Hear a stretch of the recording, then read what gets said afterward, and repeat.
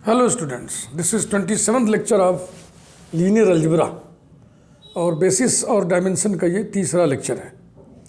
पिछले वीडियोस में हम कुछ एग्जांपल्स दिए थे और जो भी लीनियर स्पेस हम लिए थे उसके दो दो बेसिस आपको दिखाए थे, सिर्फ ये जताने के लिए कि बेसिस यूनिक नहीं होते। एक लीनियर स्पेस के पास एक से अधिक बेसिस हो सकते हैं। तो उसी क्रम में एक एग्जाम्पल हमने और उठाया हुआ है, इसको आप देखें। लीनियर स्पेस हमने लिया है M22R। This is linear space of all 2x2 matrices over R।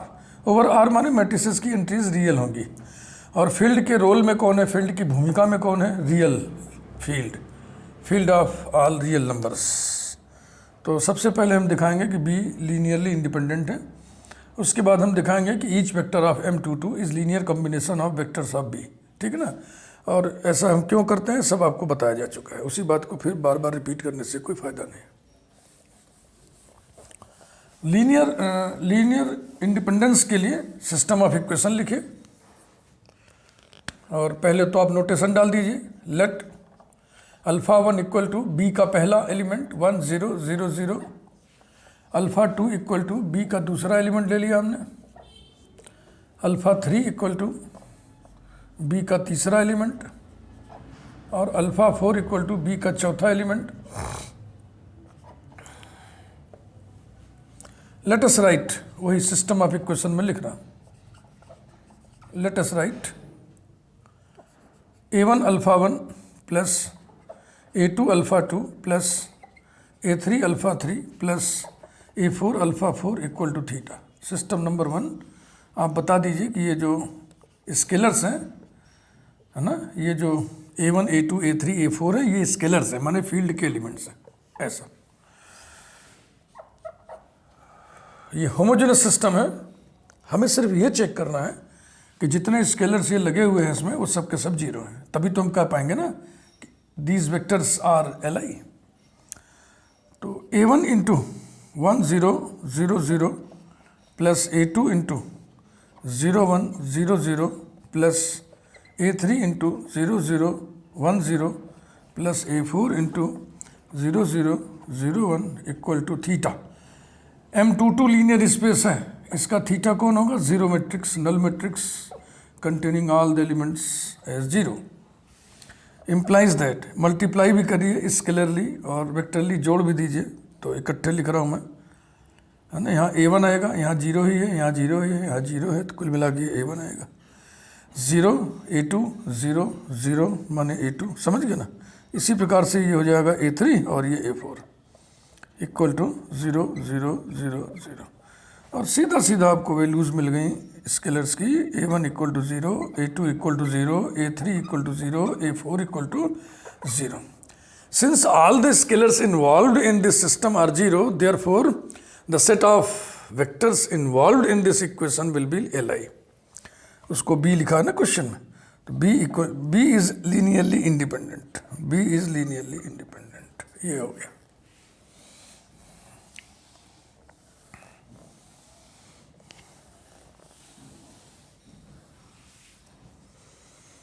Number 2, let matrix ABCD be any element, arbitrary element, be any element of M22, then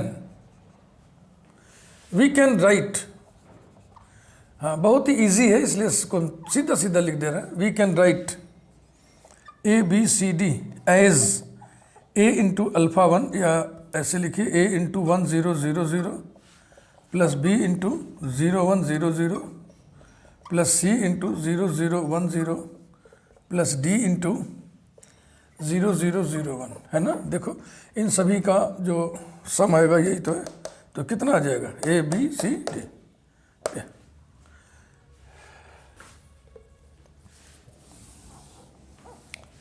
therefore each element या each vector of M22 is expressible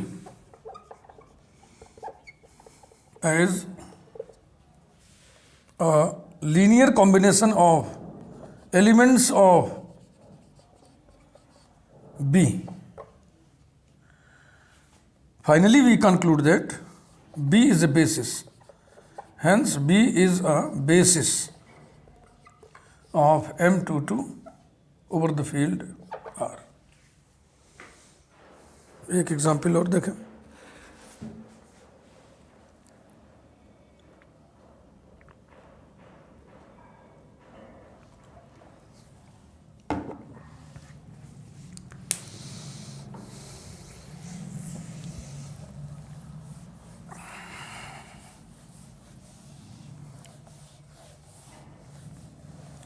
basis dimension की बड़ी मुकम्मल training होनी है, क्योंकि इसी पर आगे की यात्रा सब बेस्ड है. Example 2.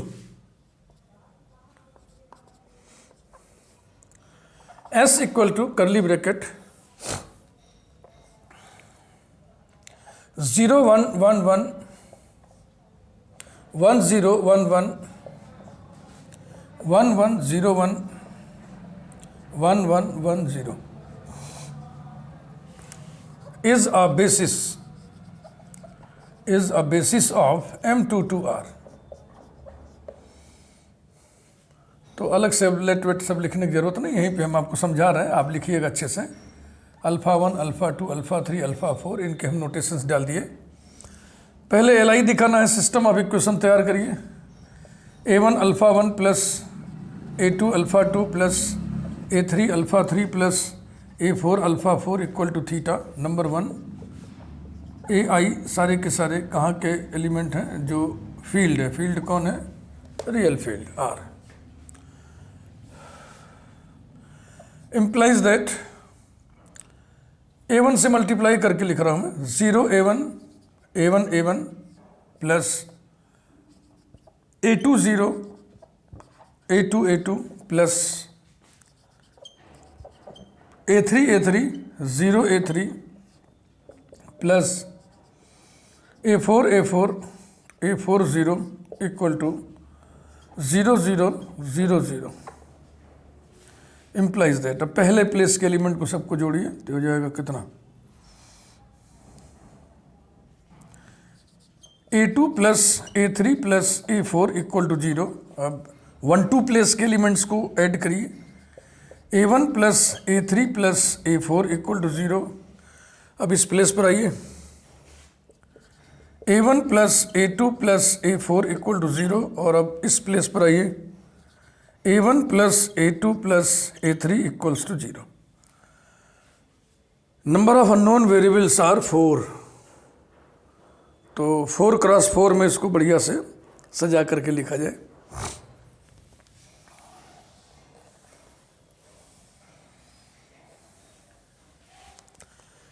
implies that 0 A1 plus A2 plus A3 plus A4 equal to 0. A1 plus 0 A2 plus A3 plus A4 equal to 0.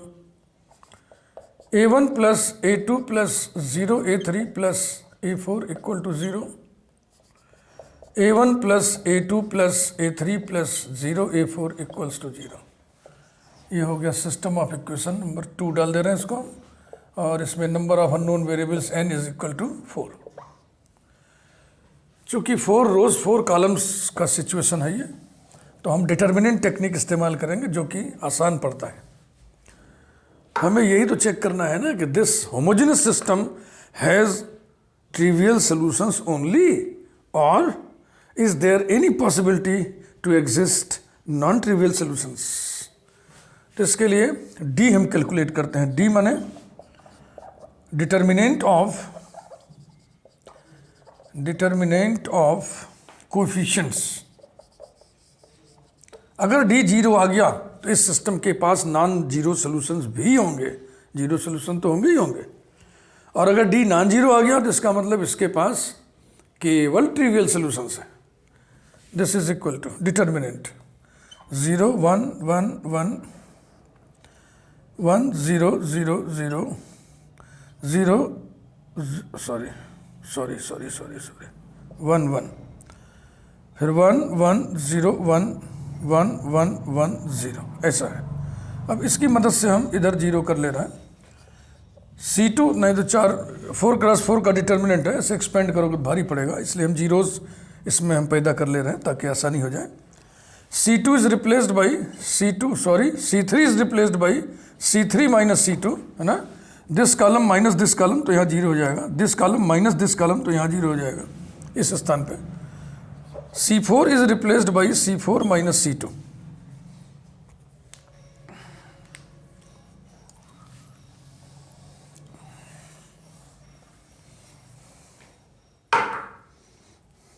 So we shall get D equal to determinant first column as it is, no change, second as it is, no change. अब change 1 minus 1 0, 1 minus 0 1, 0 minus 1 minus 1, 1 minus 1 0, 1 minus 1 0, 1 minus 0 1, 1 minus 1 0, 0 minus 1 minus 1, ये आ गया। अब देखो इसको हम इस पहली रो से एक्सपेंड करना है तो ये छूटेगा, ये छूटेगा, समझ रहे हैं ना। और ये प्लेस कौन सा है, पॉजिटिव नेगेटिव, तो ये हो जाएगा माइनस डिटर्मिनेंट, ये छूटा जो बच गया 1 1 1, फिर 1 माइनस 1 0 और फिर 1 0 माइनस 1, फिर इसमें ट्रांसफॉर्मेशन लगा लीजिए। C2 is replaced by C2 minus C1, C3 is replaced by C3 minus C1। इस तरीके के जो एलिमेंट्री ट्रांसफॉर्मेशंस होते हैं, डिटर्मिनेंट की वैल्यू नहीं बदलते। किस तरह के, RI replaced by RI plus KRJ where K is non zero number, या CI is replaced by CI plus KCJ, इस टाइप के, ये आपको मालूम होना चाहिए।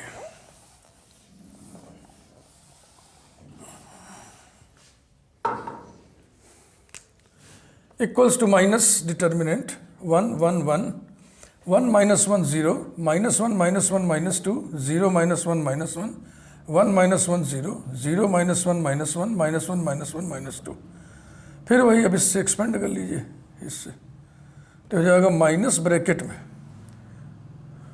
4 माइनस 1, तो वैल्यू कितनी आएगी, चलो वैल्यू निकाल ही लो, निकल रहा है तो हमको वैल्यू की ज़रूरत नहीं, हमको सिर्फ ये देखना होता है कि ये जीरो है कि नॉन जीरो है। फिलहाल not equal to zero, -3 value आया है, इसको ध्यान में रखिए।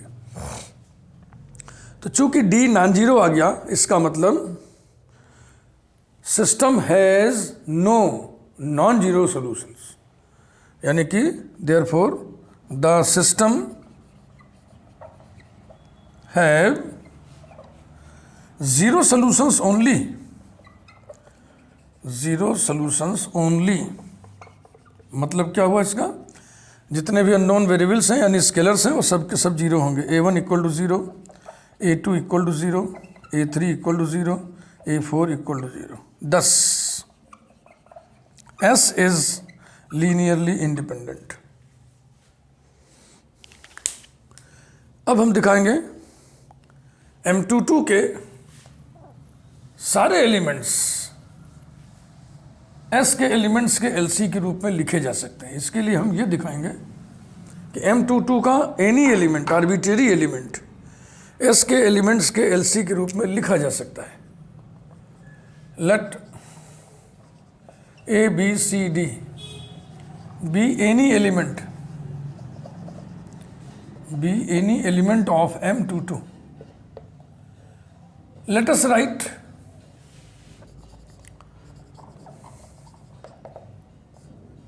A B C D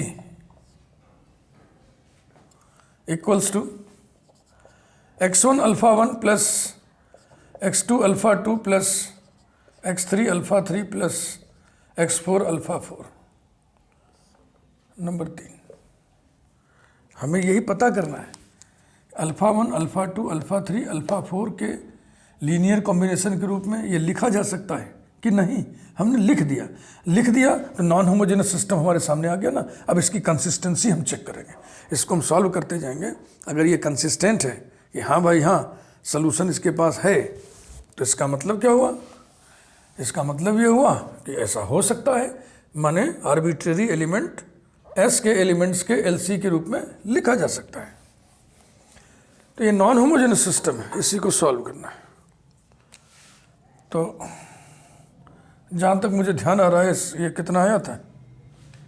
ये आया था a2 अब x1 x2 है ना, तो x2 plus x3 plus x4। फिर यहाँ पे आया था x1 plus x3 plus x4। यहाँ पर x1 plus x2 plus x4 और यहाँ पर x1 plus x2 plus x3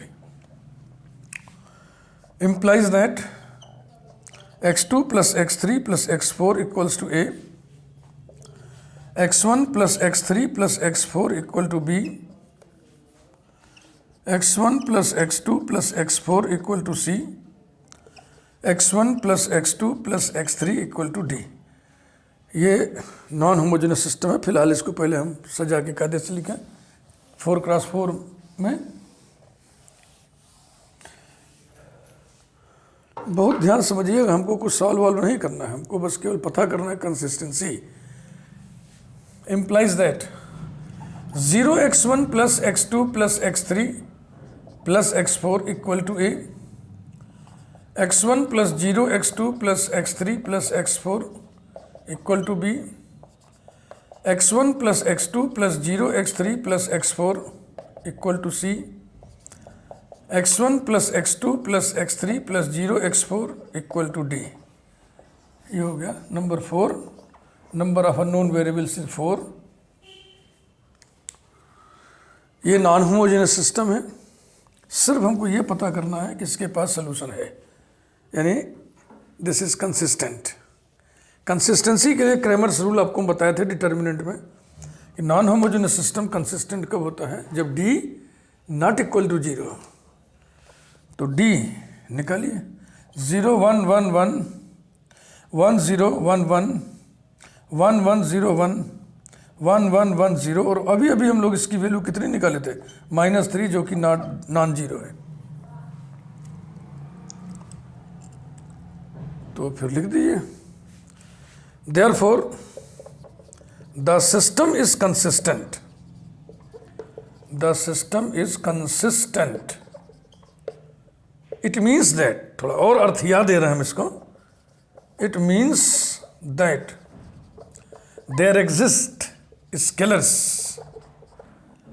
x1, x2, x3, x4 such that matrix ABCD equal to x1 alpha 1 plus x2 alpha 2 plus x3 alpha 3 plus x4 alpha 4 full stop. बस हमें solve करके value नहीं निकालनी है x1 x2 x3 x4 की। इसका मतलब arbitrary element can be expressed as linear combination of elements of S. It means that each vector of M22 can be expressed as linear combination of elements of S। हो गया, basis की दो जरूरतें पूरी हो गई।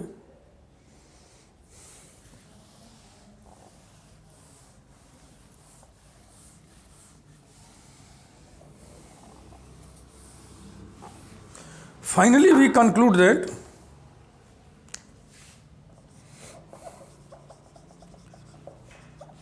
we conclude that S is a basis.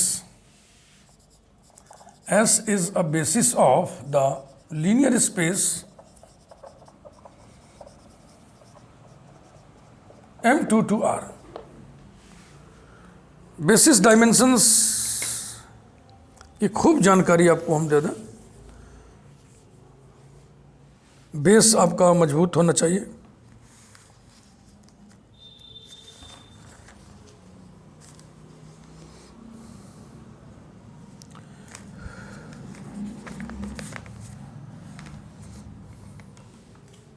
एक example और देख लें, example 3।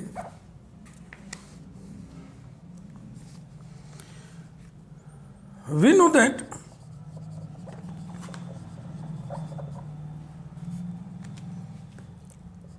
P and R is a linear space of all polynomials in X with real coefficients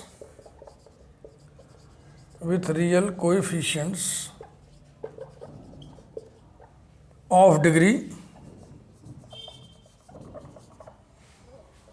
less than or equal to n, यही n यहां पर लगाया गया है, फुल स्टॉप. इट्स, ऐसे लिखे, to show that b equal to curly bracket 1 comma x comma x square comma so on comma x to the power n is a basis of P and R. ऐसा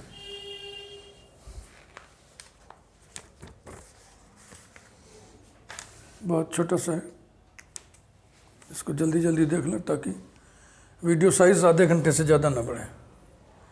मेरी कोशिश यही रहती है, इससे बड़ा ना बनाया. अपलोड करने में सुविधा, आपको देखने में सुविधा, उबेंगे नहीं आप. तो ये तो ध्यान ही रहेगा. चलो हम शो तो कर ही देंगे कि ये बेसिस है. थोड़ा सा एक चीज़ और ध्यान रख लो, इस लीनियर स्पेस का डायमेंशन कितना होगा. Number of elements in basis, कितने एलिमेंट्स हैं, n+1.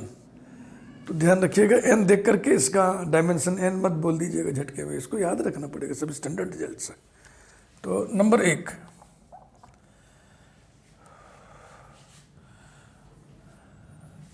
सिस्टम ऑफ इक्वेशन बनाए.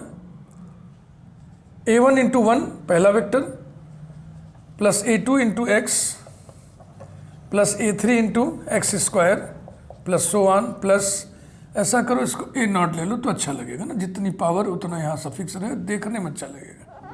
ये ऐसे plus so on plus last में an x to the power n equal to theta, implies that a0 plus a1x plus a2x square plus so on plus an x to the power n equal to, इस linear space का zero vector कौन होगा, zero polynomial 0 plus 0x plus 0x square plus so on plus 0x to the power n ना. तो similar power के terms को compare करने पर a0 इक्वल टू 0, x का कोफिशिएंट a1, x का coefficient 0, a1 equal to 0, a2 equal to 0 and so on an equal to 0. तो इस सिस्टम में जितने भी स्केलर्स इन्वॉल्व हैं सब जीरो पाए गए, इसलिए इस सिस्टम में जितने वेक्टर्स इन्वॉल्व हैं उनका सेट Li होगा. Therefore b equal to curly bracket 1 comma x comma x square comma so on comma x to the power n is linearly independent. ये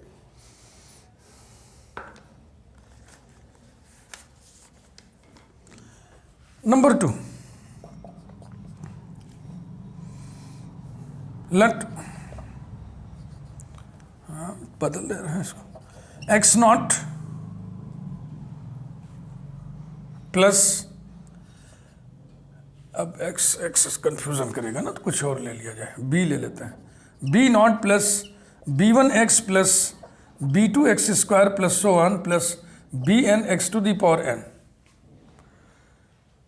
ये n डिग्री का पॉलिनोमियल है x में, तो ये किसका एलिमेंट होगा, linear space Pn of x का. b एनी, अब एनी कहने का मतलब ये जो स्केलर्स है ये आर्बिट्रेरी हैं. b एनी एलिमेंट या वेक्टर लिखना है of Pn of R. Late us right, या बहुत इजी है ना, देखो इसको सीधा सीधा हम ऐसे कह सकते हैं. देन वी कैन राइट इसे b0 plus b1x plus b2x square plus so on plus bn x to the power n equal to b0 into 1 plus b1 into x plus b2 into x square plus so on plus bn into x to the power n. यानी ये 1x x square x to the power n ये क्या है, ये b के elements हैं. तो arbitrary element of Pn is expressible as linear combination of elements of b. Therefore, each element of Pn is expressible as linear combination of elements of B. हो गया. Finally, we conclude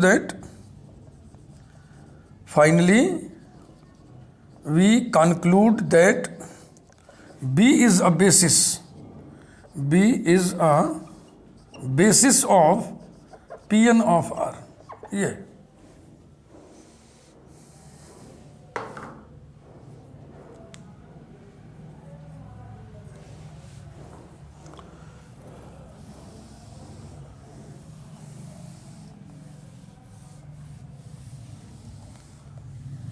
एक चीज और आपको हम बता दें, फिर इस वीडियो को समेटें. ऑर्डर्ड बेसिस, ये जाने रहिए. ऑर्डर्ड बेसिस जिसमें एलिमेंट्स का क्रम निर्धारित हो, ऑर्डरिंग में हो, हमको पता हो कि ये पहला है, ये दूसरा है, ये तीसरा है. समझ रहे हैं ना? उसको बोलते हैं ordered basis. A basis is said to be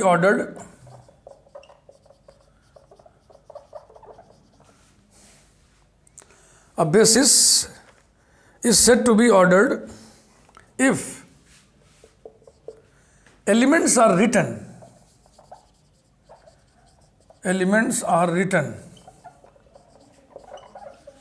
in a definite order.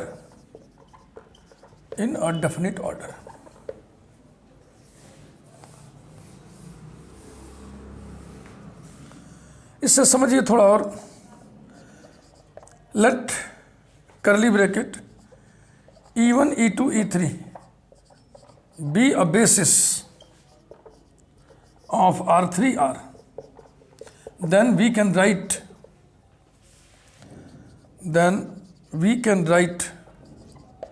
6 ordered basis. 6 ordered basis भाई प्लूरल लिखिए. कौन कौन से?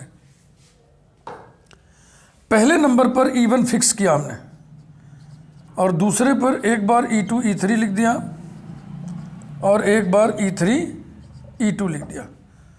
तो पहले पर हमने E1 फिक्स करके 2 बनाया ना, तो E2 फिक्स करके 2, E3 पर 6 हो जाएगा. फिर दूसरे नंबर पे आप पहले नंबर पे E2 फिक्स करिए, और दूसरे और तीसरे क्रम में E1, E3 को रोटेट कर दीजिए. यानी E1, E3 एक बार, और एक बार E3, E1. ऐसे ही पहले E3 लिखिए, फिर E1, A2 को रोटेट कर दीजिए. एक्सचेंज कर दीजिए, रोटेट शब्द मत कहिए, एक्सचेंज कर दीजिए. ये सब बेसिस हैं. तो ऑर्डर्ड बेसिस, अगर किसी बेसिस को आपने कह दिया तो इसका मतलब इसके जो क्रम है उसको आप बदलिएगा. अगर आपने कह दिया let this be an ordered basis, फिर आप E1 को नंबर 1 पर, E2 को नंबर 2 पर, E3 को नंबर 3 पे ही लिखना पड़ेगा. ये नहीं कि लिखते लिखते कहीं तो इसका हम ऑर्डर चेंज कर देंगे. Thank you very much.